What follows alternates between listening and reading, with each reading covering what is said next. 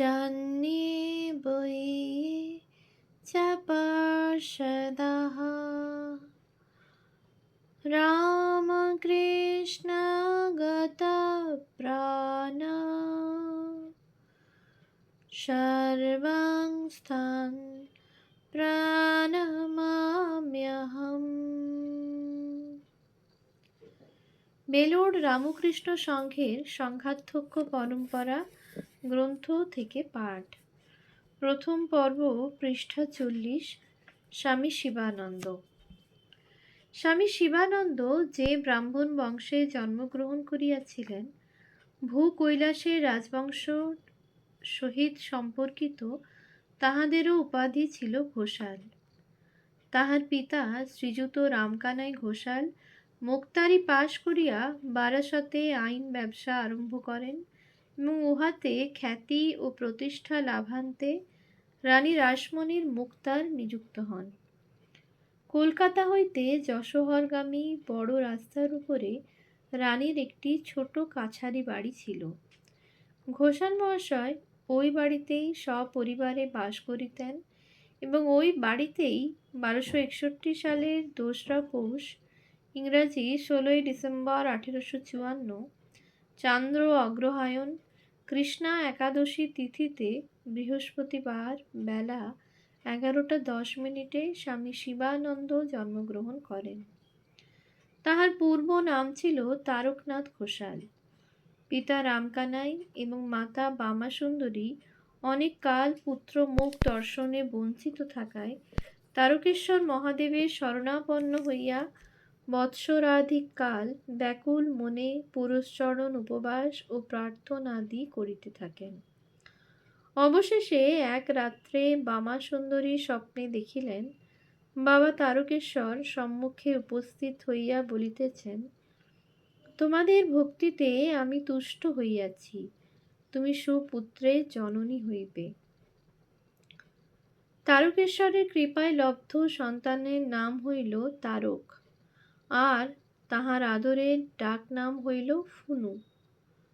জ্যোতিষীরা জন্মপত্রিকা প্রস্তুত করিয়া জানাইলেন যে 25-26 বৎসরে নবজাতকের সন্ন্যাস যোগ রহিয়াছে, আর যদি সে একান্তই গৃহে থাকে তবে রাজ সম্মানের অধিকারী হইবে।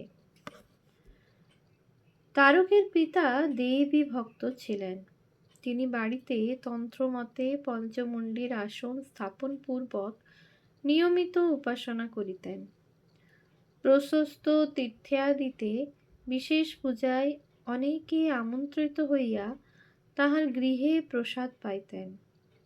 দূর দেশ হইতে সাধকগণ আসিয়া কখনো কখনো ঘোষাল ভবনে আতিথ্য স্বীকার করিতেন। ঘোষাল মহাশয় একদিকে যেমন প্রচুর অর্থোপার্জন করিতেন, অপরদিকে তেমনি ব্যয় করিতেন মুক্ত হস্তে।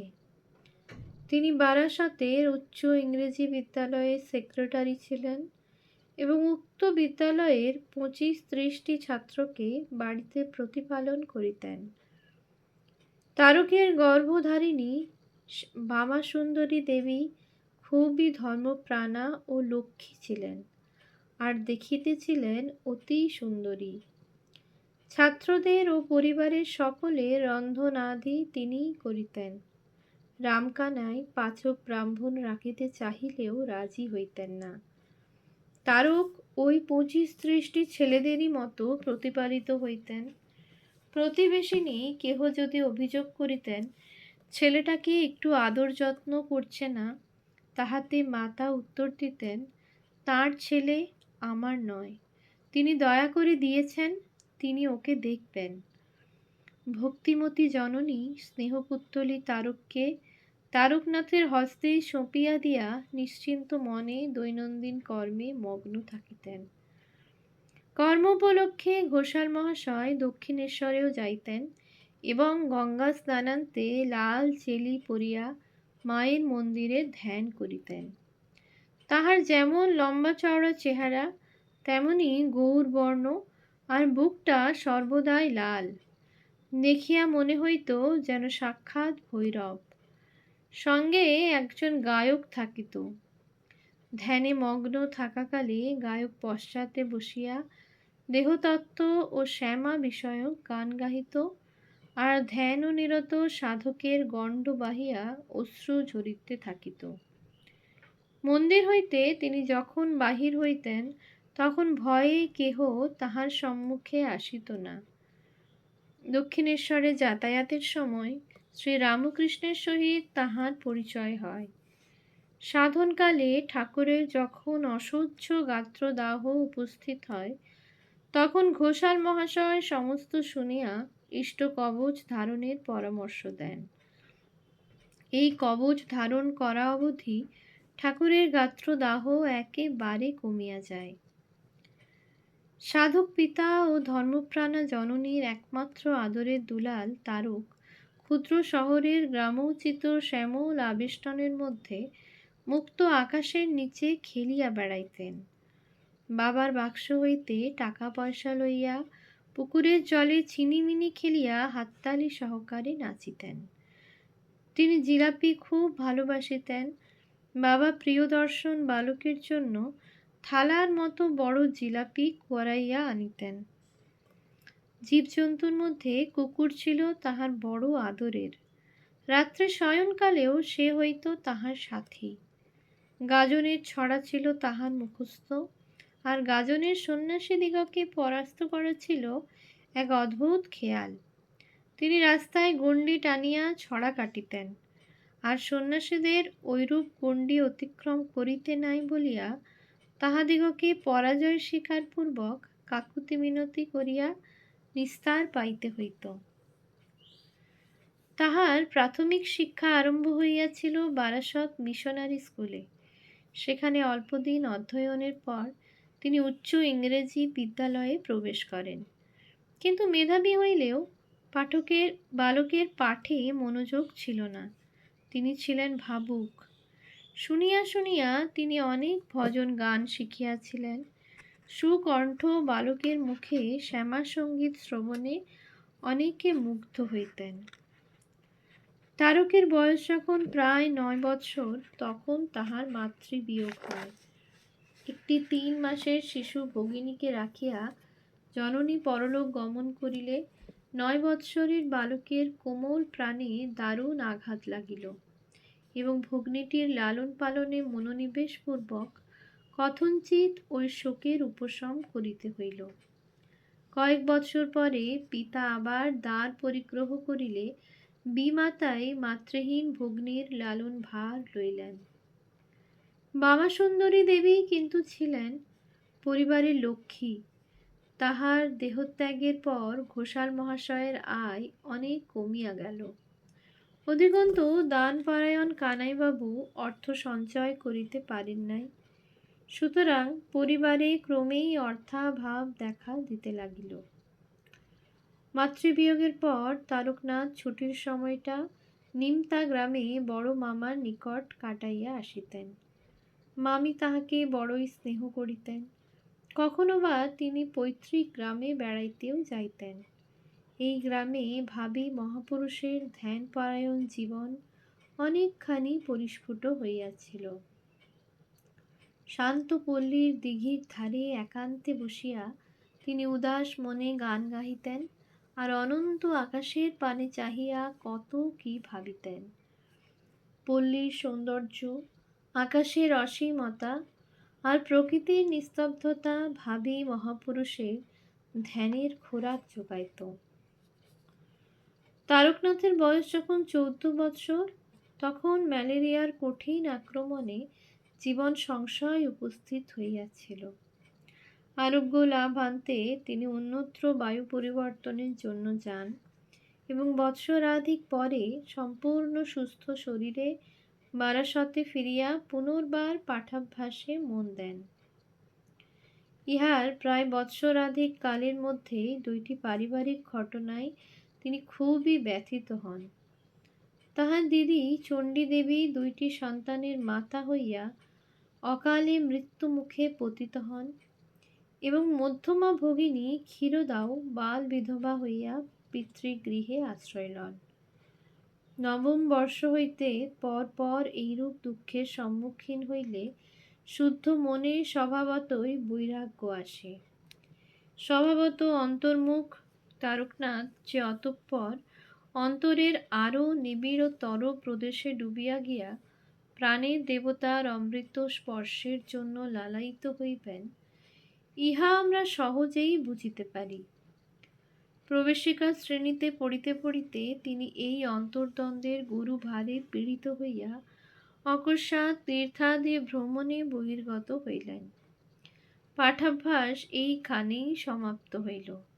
কিন্তু স্বাবলম্বী তারকনাথ নিজের পায়ে দাঁড়াইবার প্রয়োজন বোধে রেলওয়েতে চাকরি লইলেন। এই চাকরি উপলক্ষে তাহাকে কয়েক বৎসর পশ্চিমাঞ্চলে গাজিয়াবাদ, মোগলসরাই প্রভৃতি স্থানে কাটাইতে হইয়াছিল।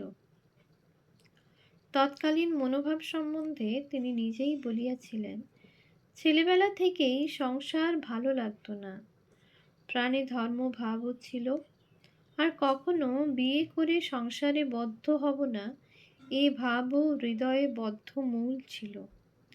দেশ ভ্রমণ করব, নানা তীর্থাদি দেখে বেড়াবো, এই ইচ্ছাটাও বোধ হয় জন্মগত ছিল। রেলে চাকরি করতাম আর ভগবানকে ডাকতাম। শৈশব হইতেই তিনি মা কালীর ভক্ত ছিলেন, কিন্তু তাহার কেবলই মনে হইত বিরাট ভগবান, কি করে এতটুকু মূর্তির ভেতর বদ্ধ হয়ে থাকা সম্ভব? জ্যোৎস্না রাত্রে আকাশের দিকে তাকাইয়া বা অন্ধকারে নক্ষত্রপুঞ্জের প্রতি দৃষ্টি নিবদ্ধ করিয়া তিনি আপনাকে বিলাইয়া দিতে চাহিতেন এক নিরাকার সর্বব্যাপীর মধ্যে। আর আকাশে মেঘ সঞ্চার হইলে তৎপশ্চাতে তিনি আভাস পাইতেন সেই অব্যক্ত অসীমের। গাজিয়াবাদে বাসকালে তিনি একতারা লইয়া আপন মনে ভজন গাহিতেন। যে উচ্চপদস্থ রেল কর্মচারীর বাটিতে তিনি থাকিতেন, তিনি হঠাৎ মারা গেলে ভাবুক তারকনাথ মৃতের সৎকারান্তে গৃহে ফিরিয়া উদাস হৃদয়ে গাহিতে লাগিলেন, দয়া ঘন তোমা হেন কে হিতকারী, সুখে দুঃখে সমবন্ধু এমন কে, শোক তাপ ভয়হারী ইত্যাদি। গানের নেশা যখন কাটিল তখন সবিস্ময়ে দেখিলেন শূন্য গৃহে তিনি একা, বাটির অপর সকলে অন্যত্র চলিয়া গিয়াছে। তারক অতঃপর যখন মোগলসরায়ে ছিলেন তখনও নিভৃত চিন্তায় দিন কাটিত। বস্তুত ইহা ছিল তাহার স্বভাব। তাহার অন্তর্লীন মন তখন হইতে স্থির করিয়া লইয়াছিল যে এই পঞ্চেন্দ্রিয় গ্রাহ্য জগতের পশ্চাতে যে সত্য শিব সুন্দর আছেন, তিনি একমাত্র ধ্যেয়। আর তাহার মনে চিন্তা উঠিত, সমাধি জিনিসটা কি? শিবের সমাধিমগ্ন মূর্তি, বুদ্ধদেবের ধ্যান মূর্তি তাহার খুব ভালো লাগিত। মুঘলসরাইয়ে তাহার সঙ্গী প্রসন্নবাবু তারকের সমাধি স্পৃহা দেখিয়া একদিন বলিলেন যে, সমাধি অতি দুর্লভ জিনিস, একমাত্র তেমন লোক আছেন দক্ষিণেশ্বরে, পরমহংসদেব, যাহার ঠিক ঠিক সমাধি হয়। শুনিয়া অবধি তারক সুযোগের অপেক্ষায় রহিলেন, কিন্তু সেই সুযোগ আসিতে আরও 2.5 বৎসর কাটিয়া গেল। মন তখন এমনই ঊর্ধ্বগামী, তখনই আবার পিতার নিকট হইতে প্রস্তাব আসিল যে তাহাকে বিবাহ করিতে হইবে। বিবাহের প্রসঙ্গ পূর্বেও উঠিয়াছিল এবং তারক তাহা অনায়াসেই নিরাশ করিয়াছিলেন, কিন্তু এবারে প্রস্তাব উপস্থিত হইল একটা জটিল সমস্যার আকারে। সংসারের অসচ্ছলতার মধ্যে কন্যা নীরদার বিবাহের জন্য চিন্তান্বিত রামকানাইবাবু বাধ্য হইয়া বরপক্ষের এই প্রস্তাবে সম্মত হইলেন যে নীরদাকে যে উচ্চ বংশে পাত্রস্থা করিবেন, তারককেও তাহাদের এক কন্যার পাণি গ্রহণ করিতে হইবে। এই বিনিময় বিবাহ ভিন্ন উপায়ান্তর নাই দেখিয়া তারক অতীব দুশ্চিন্তায় পড়িলেন। এই মাতৃহীনা স্নেহের পুত্তলী ভগিনীটিকে তিনি কত আদরে লালন পালন করিয়াছিলেন। আজ কি তাহার প্রতি তাহার কোনো কর্তব্য নাই? গত্যন্তর না দেখিয়া তিনি সম্মত হইলেন এবং যথাকালে উভয় বিবাহই হইয়া গেল। ঘোষাল পরিবারে পুত্র বধূরূপে আসিলেন মহেশ্বরপুর গ্রামের পঞ্চানন চট্টোপাধ্যায় মহাশয়ের কন্যা সর্বসুলক্ষণা শ্রীমতী নিত্যকালী দেবী। ওম শান্তি শান্তি শান্তি। হরি ওম তৎসৎ। শ্রীরামকৃষ্ণার্পণমস্তু।